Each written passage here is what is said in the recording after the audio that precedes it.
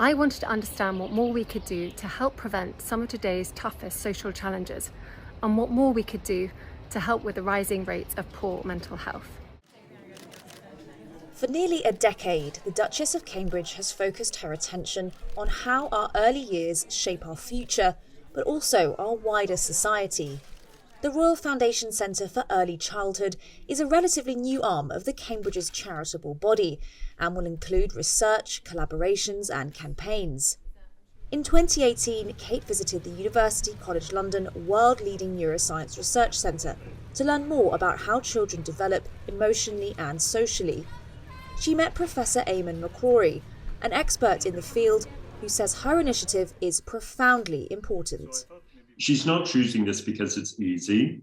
It's not obviously topical, but her work with those who are homeless, those who are experiencing mental health problems, those experiencing addiction, all of that work has really helped her see very clearly that the seeds of those difficulties are planted early in life, so that of course as a society we can seek to help those in need.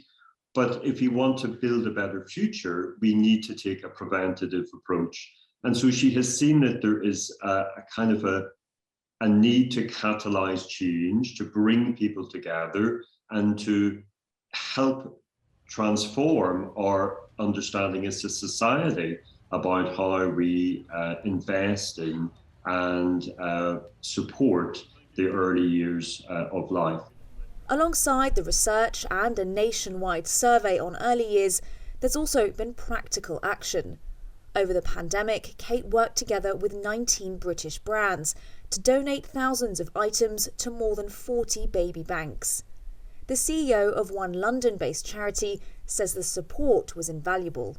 It was a huge boost to us to both have those brands supporting us, but also to have her support and her recognition of the tough times that families were going through.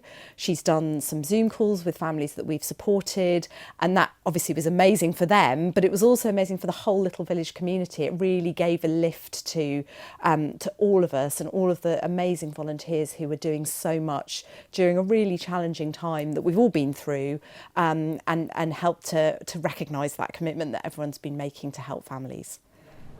Kate's latest outfits and hairstyles may fleetingly fill headlines, but this is a lifelong mission for the Duchess, just as her father-in-law, the Prince of Wales, has campaigned on environmental matters. The Daily Mail's royal editor says her work is shaping the future of the monarchy. It's taken her a while to find her voice, and that's quite deliberate on her behalf, because she didn't want to go in there as someone coming from outside into the royal family, all guns blazing. She wanted to learn about her craft. She wanted to kind of become more confident with public speaking and with this convening power that she has been given. But I think actually slow and steady wins the race in this case. And I think people are finally understanding how this is all coming together and how this will move forward in her future life. And that is something that has been said to me time and time again. This is not a flash in a pan. This is her future. This is what she will continue doing as Princess of Wales and eventually when she becomes Queen. Thank you very much. The dynamic duo have ambitious plans, from transforming the way society thinks about early childhood to tackling climate change. We can expect plenty more from the Duke and Duchess in the year ahead, and no doubt Kate will hope to see the fruits of her efforts in the decades to come.